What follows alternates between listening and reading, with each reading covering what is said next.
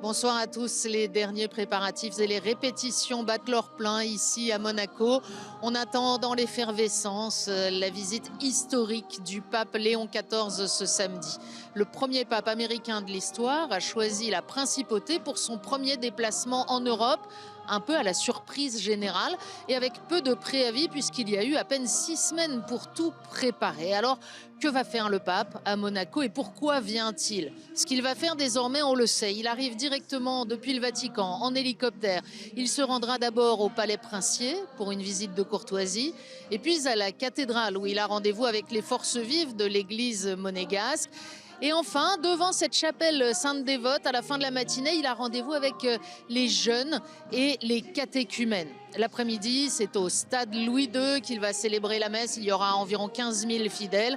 Et aux alentours de 17h30, il repartira en direction du Vatican. Mais pourquoi Léon XIV vient-il à Monaco? Depuis l'annonce de sa visite, chacun y va de son explication.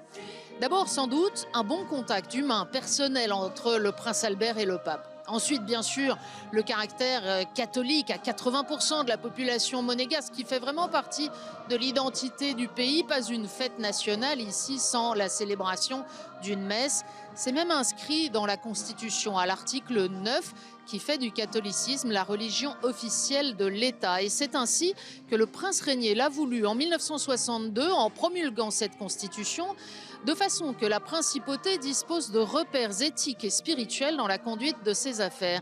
C'est sur cette base que Monaco, aujourd'hui, protège la vie de sa conception à sa fin naturelle et que le prince Albert a refusé de libéraliser l'avortement.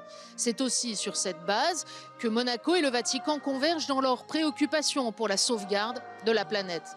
Et puis, il peut y avoir encore une autre explication, la reconnaissance pour la générosité des mécènes monégasques qui soutiennent largement et généreusement de nombreuses œuvres, notamment catholiques. En tout état de cause, ce sont les souverains des deux plus petits États du monde qui vont se retrouver demain. Petits, mais pas insignifiants. Le Vatican, c'est la voix d'1,5 milliard de catholiques. Et Monaco, avec les 150 nationalités de ses résidents, a une influence mondiale qui dépasse largement ses 2 km². Et rappelons-le aussi, un droit de vote dans toutes les instances internationales. À l'heure où les puissances de ce monde rivalisent d'agressivité, peut-être que demain, la voix des petits proposera autre chose. Ce sera à suivre en direct et en intégralité sur KTO et en français, y compris les interventions du pape Léon.